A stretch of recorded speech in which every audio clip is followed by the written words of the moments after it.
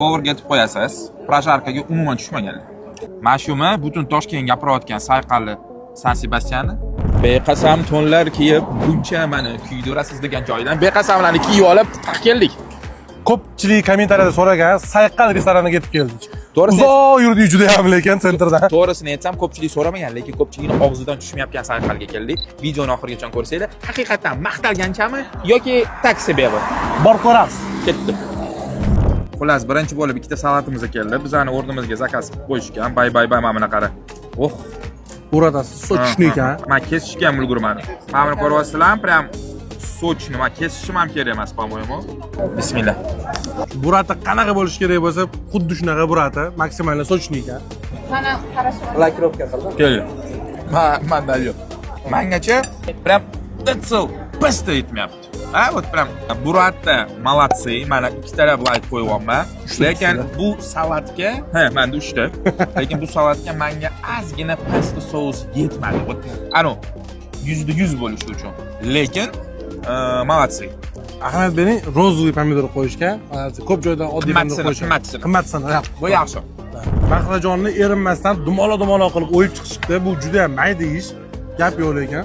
Mazasi ham ko'rinishiga o'xshagan zo'r bo'lgan, hozir tekshirib ko'ramiz. Baqlajonchi хрустящий. Прям juda хрустящий. И прям карамелизированныйga o'xshaydi. Ayta olasizmi shu so'zni? Karamelizirovani. Молодец. Devona mari mannashtimi topolmaydi.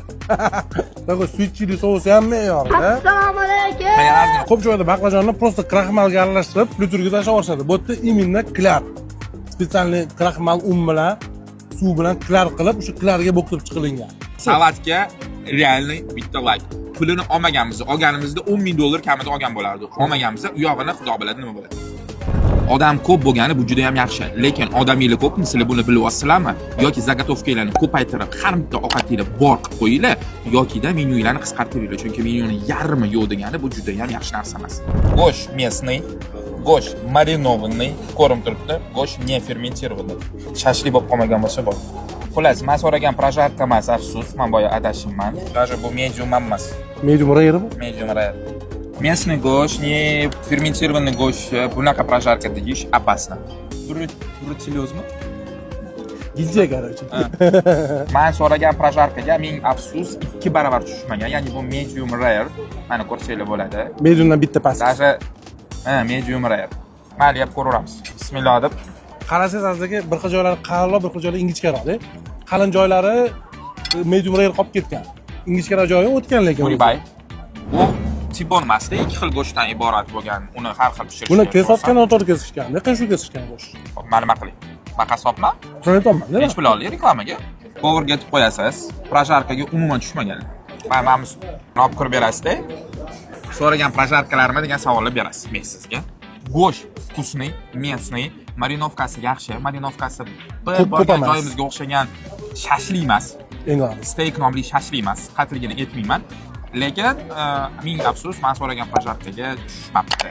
Afsus. Yetib bormabdi. Medium переходящий medium well so'ragan edik. Bu yerda medium rare bo'ldi.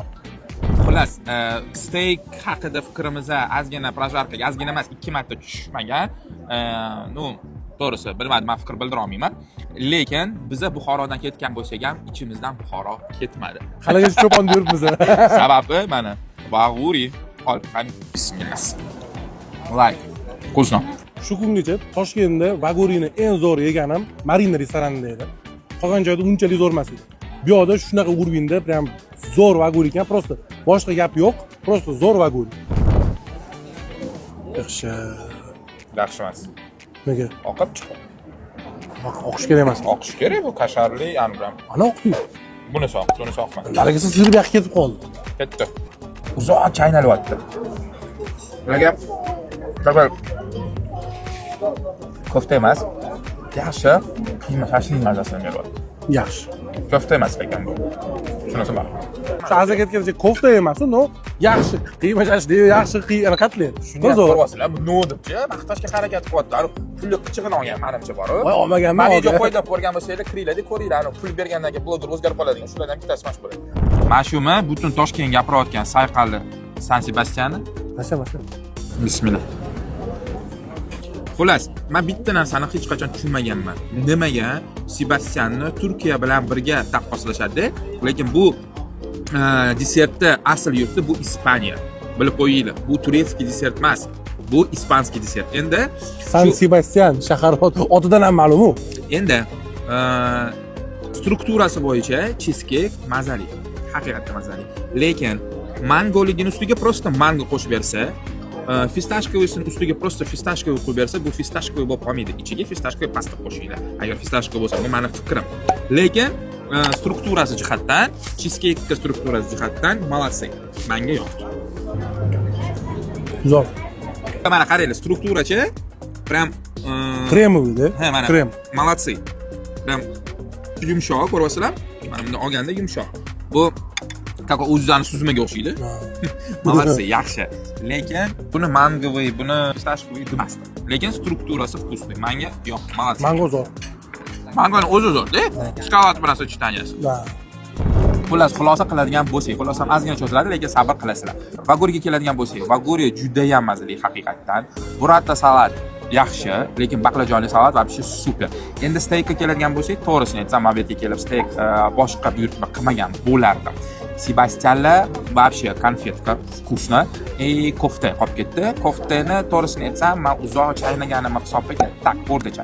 Endi baholarga keladigan bo'lsak, tak burrata salatga 10 dan 8 qo'ygan bo'lardim. Baqlajonli salatga 10 dan 10 qo'ygan bo'lardim. Vaguriga 10 dan 10 qo'ygan bo'lardim. Cheesecake'ga 10 dan 9 qo'ygan bo'lardim. Boya sababini aytib o'tdim. Endi steykga bugun bal qo'ymasam xafa bo'lmaysizlar degan umiddaman. Sizlar agar shu yerga kelgan bo'lsanglar, kommentariyada fikrlarni yozib beringlar. Marhamat. Azizlar, hammaning gaplariga qo'shilaman. To'g'risi hamma ovqatlar zo'r, haqiqatdan. Bitta steykka nisbatan men ham shu ko'proq narsa kutgan edim, chunki bu yo'ni shef-povurni ko'pchilik taniydi, Doniyor Hozirxonov. Steyklar bo'yicha u juda ham kuchli povurlardan bittasi hisoblanadi Toshkentda. Negadir aynan bu yoqda steyk oqsoqlandi. Balki boshqa odamga topshirgan bo'lsalar kerak, steykka javobgarlikni. Bilib, to'g'rimi? Endi Keyin narxlar ham yomon emas. ha, narxlarni aytmoqchi edim. Shuncha narsa yedik, hammasi obsluživание bilan 961.400 so'm bo'libdi. Juda ham yaxshi. Steykligi 200 ming ekan. Mana 130 minglik steykimni qimmat deydiganlar. Masala yaxshi boraman. Nima deb o'ylaysizlar? Qimmatmi yoki arzonmi? Meni nazdimda bu juda ham yaxshi shot qimmat kelmadi. Shuncha mehnatimizni ko'rayotgan bo'lsanglar, bizga like, podpiska bosib qo'yinglar. Kommentariyaga yozib ketinglar. Keyingi safar qayerga borib ko'ringlar. Repost ham qilinglar videolarni bunda. Tekin bo'lib ketgan hozir podpiska ham, like ham. Iltimos, hech kim pul olmaydi, налоговыйdan xat kelmaydi. Qarzingiz bor ekan. Bunda bosib qo'ying. Mehnat qilamiz siz uchun. Qani borib, chap tarafdagisi bosganda, o'ng tarafdagisi pismayib ko'rib o'tiradi, bilasizmi? O'zi bo'ladi, shunaqani ko'rib, like ham bosib, kommentariya ham yozmaydi. Ani ich qora bo'ladi-yu. Lekin nima bo'lgan taqdirda ham men sizlarni yaxshi ko'raman. Yo'q, senda bittalik, bunaqa. Yana bitta narsani aytib o'tishni joiz deb topdim. Odamlar ko'p, pasadka full, zo'r. Lekin shunga yarasha personalni ham sonini qo'shib qo'yganinglar ma'qul. Chunki hamma narsa nafaqat bizda, qolganlarda ham o'zini vaqtida kelmayapti. Endi bizga tanishganligi uchun nisbatan ko'proq e'tibor berishdi menimcha. Lekin yana 2-3 ta ofitsiant ishinglarni menimcha yanada yengillashtiradi. Chunki stationlar idish-tovoqga to'la, idish-tovoq yerda yotibdi mehmonlarning oldida. Bu sal noto'g'ri narsa. Bu meni chista restorator jihatdan maslahatim. Nima deydi? Yomon negativga yoymaysizlar.